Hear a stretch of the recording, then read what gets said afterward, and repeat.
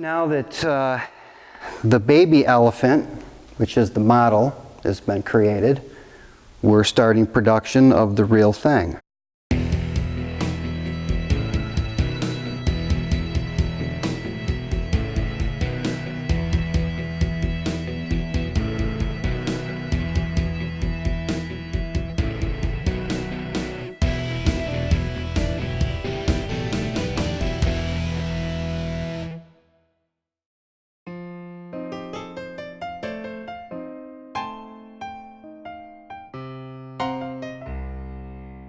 This is one of several pallets of plasma cut core 10 plate material. This particular pallet is 1/4 inch thickness. These is the armature of the elephant is going to be made out of the 1/4 inch material.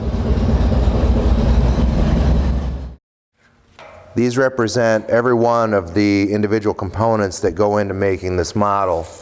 Each of these particular odd-shaped paper templates, but they all go together to create this assembly that represents the body of the elephant.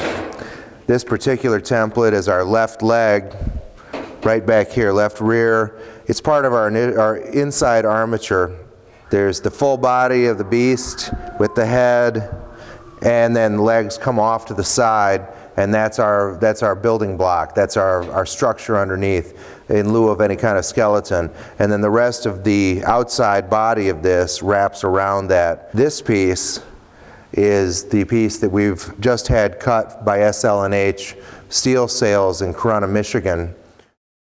Our 14-foot elephant is this, and this is just the leg.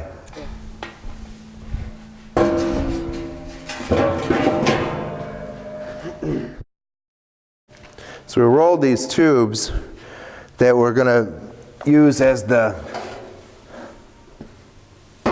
components that we make these round leg sections from, and we're going to hand cut all of these different details out of these tubes. This is a little more flexible in terms of the way that we're going to put that together. The rest of our components, everything on the pallets we brought in, is exact to what our models are, but the legs were a little harder to figure, and so we ended up we're gonna actually have a little bit more of a sculptural leeway. Artistic license, I guess, is the word.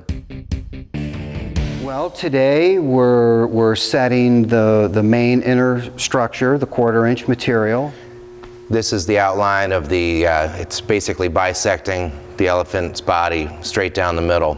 The head actually comes off separately. The ears will be attached to that portion and so on, because we can't get it out our door in the building without removing the head. So we've created a setup so that it can be dropped in from above. There's basically just a pin and clip system there.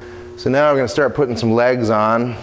We've already fitted these legs to give them kind of the general bend that we want to give this animal a look as though it's in motion.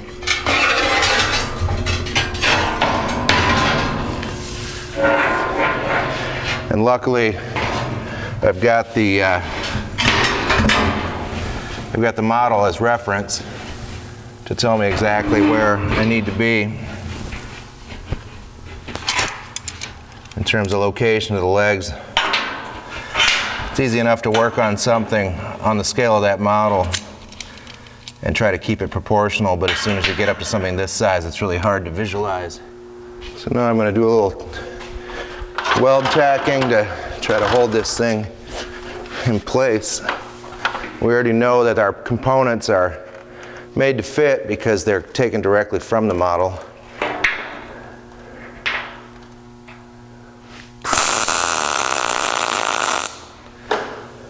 Don't recommend that kind of abuse of one's eyelids. It's not the appropriate way to do it, but don't have enough hands right this second. Just kind of tack this together a little.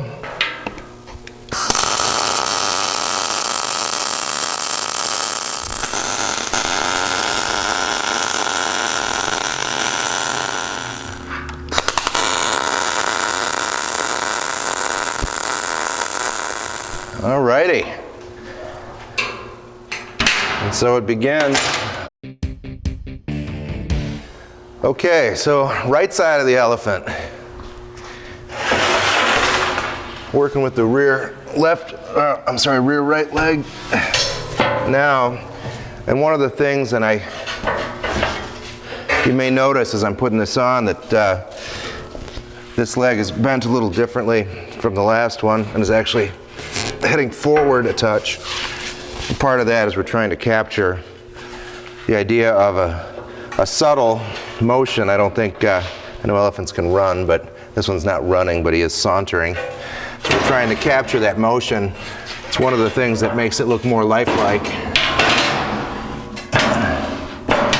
Anytime you want to make anything look real, whether it's a portrait of a person or an animal, anything that's easily identifiable, like an elephant, anybody that sees it is going to be able to look at that and go, that looks like an elephant, or wow, that looks like a child's idea of an elephant, or that doesn't look like an elephant at all, you know. So in this case, excuse me. In this case, what we've tried to do is develop this through the model and then into the final product the same way that you would be taught how to draw a picture in school, for instance, the way that if you were going to draw a human face, you draw an oval and then you bisect that oval where the mouth goes, where the eyes go, down the center where the nose is, you know where the ears are based on that. You get what I'm saying? We approach this with the same kind of method. This cross-section development allows us to maintain proportion and develop this elephant in the round without having to understand the entire complexity of the surface. We're actually dealing only in planes, and it allows us to view it from the level of proportion instead of surface. I'm going to tack this together now.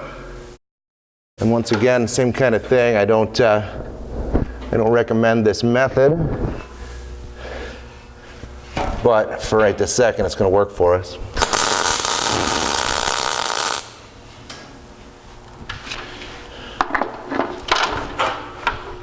Double check.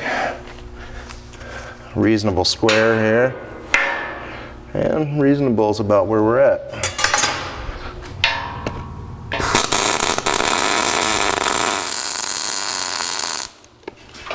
When I was checking my square, I noticed that we were tipped back a little bit. So the reason I weld both sides, or 2 points on the same side, is I'm expecting the heat of that weld to draw the leg toward the way that it was open in terms of the square. So now we should be as square as we're going to get.